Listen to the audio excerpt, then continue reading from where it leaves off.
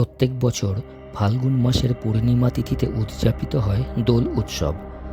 দোল উৎসবের সূচনা কবে কোথায় হয়েছিল তার সঠিক ইতিহাস জানা যায় না। দোলযাত্রা বা হোলির সাথে মিশে আছে বিভিন্ন পৌরাণিক কাহিনী এবং লোককথা। এক এক জায়গায় এক এক বিশ্বাসে পালন করা হয় দোল উৎসব। বিভিন্ন জায়গার দোল বা হোলি উৎসবের সঙ্গে জড়িয়ে আছে বিভিন্ন পৌরাণিক কাহিনী। কোথাও জড়িয়ে আছেন ভগবান বিষ্ণু, কোথাও আছে রাধাকৃষ্ণের লীলা, আবার কোথাও আছেন দেবাদিদেব মহাদেব। তবে মূল উৎসব সব জায়গায় একই, রং বা আবির দিয়ে দোলযাত্রা বা হোলি উদযাপন। হোলি ভারতের সব রাজ্যেই পালন করা হয়। হোলি শুধুমাত্র যে ভারতবর্ষেই উদযাপন করা হয় তা নয়, পৃথিবীর বিভিন্ন দেশে মহাসমারোহে হোলি উৎসব উদযাপন করা হয়। দোল উৎসবের উৎপত্তি এবং ইতিহাস নিয়ে অনেক মতবাদ প্রচলিত আছে। দোলযাত্রার প্রকৃত ইতিহাস অজানা, তার কারণ ভারতবর্ষের বিভিন্ন পৌরাণিক গ্রন্থে দোল বা দোলযাত্রার বর্ণনা পাওয়া যায়। ভগবত পুরাণ অনুসারে দৈত্যরাজ হিরণ্যকশিপু অমর হতে চেয়েছিলেন। সেই কারণে ব্রহ্মাকে তুষ্ট করার জন্য তিনি কঠোর তপস্যা আরম্ভ করেন। হিরণ্যকশিপুর কঠোর সাধনায় তুষ্ট হয়ে ব্রহ্মা তাকে এমন 5টি বরদান দেন যাতে হিরণ্যকশিপু পরোক্ষভাবে অমরত্ব লাভ করেন। ব্রহ্মা হিরণ্যকশিপুকে যে 5টি বর দিয়েছিলেন তার মধ্যে প্রথম বর, হিরণ্যকশিপুকে কোনো মানুষ বা কোনো প্রাণী বধ করতে পারবে না। দ্বিতীয় বর, হিরণ্যকশিপুকে ঘরের ভেতরে বা ঘরের বাইরে হত্যা করা যাবে না। তৃতীয় বর, তাকে দিনে বা রাতে হত্যা করা যাবে না। চতুর্থ বর, তাকে কোনো অস্ত্রের দ্বারা হত্যা করা যাবে না। পঞ্চম বর, তাকে জলে, স্থলে বা বায়ু কোনো জায়গাতেই হত্যা করা যাবে না।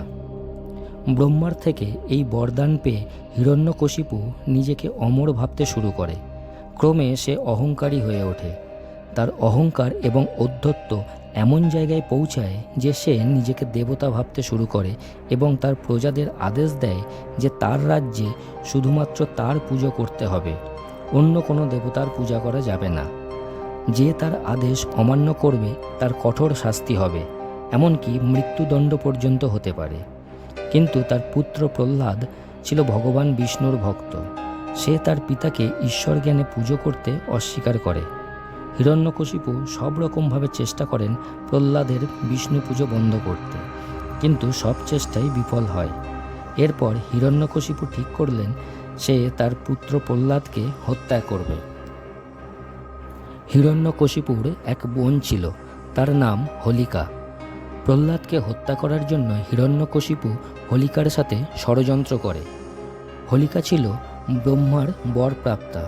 ব্রহ্মা হোলিকে বর দিয়েছিলেন যে আগুন হোলিকার কোনো ক্ষতি করতে পারবে না। তাই দুই ভাই বোন মিলে প্রহ্লাদকে হত্যার ষড়যন্ত্র করে।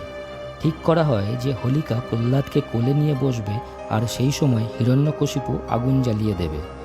আগুনে হোলিকার যেহেতু কোনো ক্ষতি হবে না এবং প্রহ্লাদ অগ্নিদগ্ধ হয়ে মারা যাবে, সেই মতো হোলিকা প্রহ্লাদকে কোলে নিয়ে বসলে হিরণ্যকশিপু আগুন জ্বালিয়ে দেয়।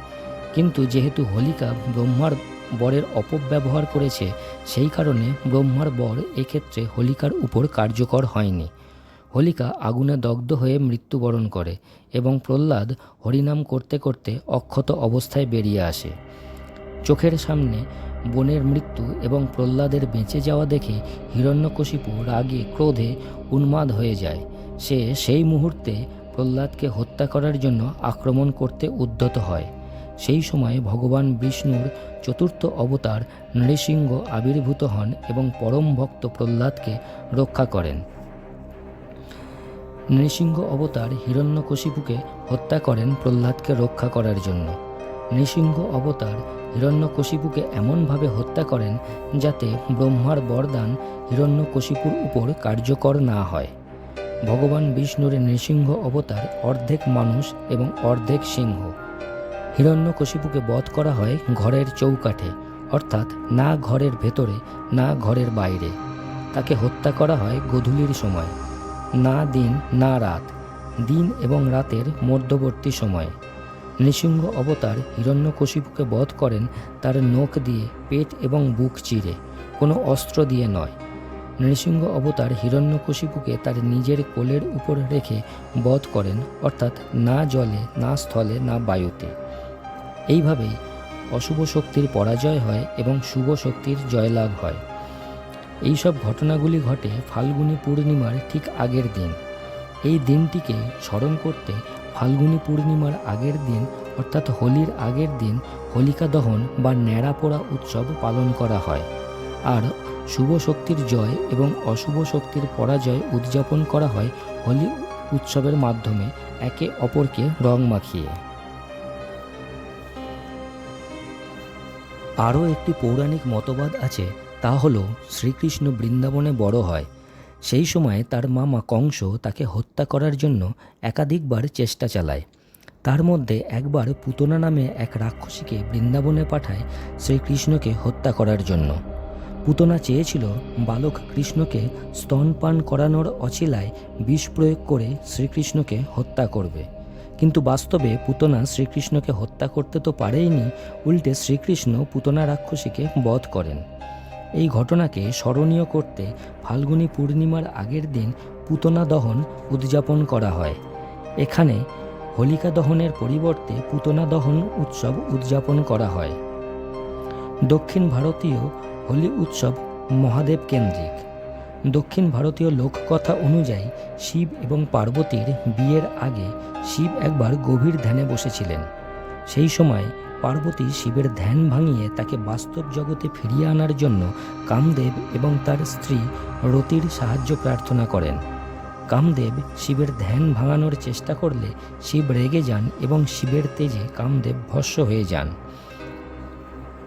এরপর শিব এবং পার্বতীর বিয়ে হয়ে যাওয়ার পর কামদেবের স্ত্রী রতি শিবের কাছে কাতর প্রার্থনা করেন যাতে শিব কামদেবকে আবার সশরীরে ফিরিয়ে দেয়। শিব সেই প্রার্থনা স্বীকার করে কামদেবকে আবার অক্ষত অবস্থায় ফিরিয়ে দেন।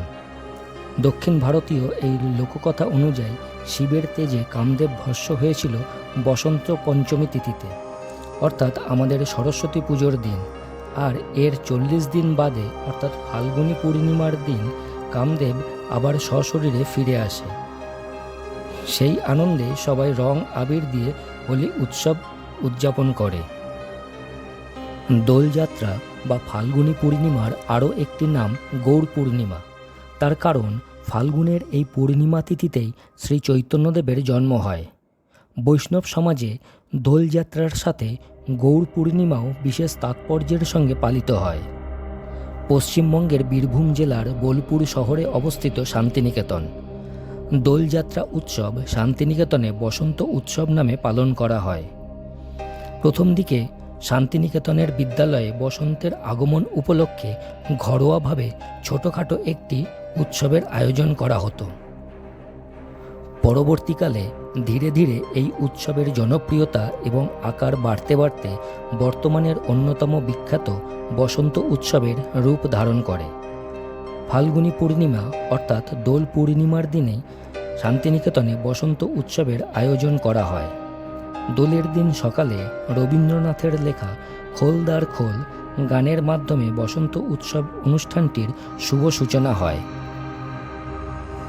হাজার হাজার বছর প্রাচীন দোল উৎসব হিন্দুদের অন্যতম প্রধান এবং জনপ্রিয় একটি উৎসব।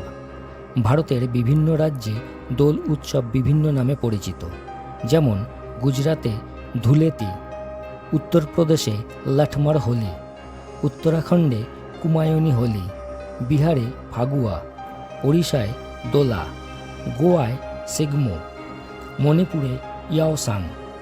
বিভিন্ন রাজ্যে হোলির প্রেক্ষাপট ভিন্ন হলেও সমাজের সকল স্তরের মানুষ, সকল ধর্মের মানুষ সামিল হতে পারে এই হোলি বা দোল উৎসবে।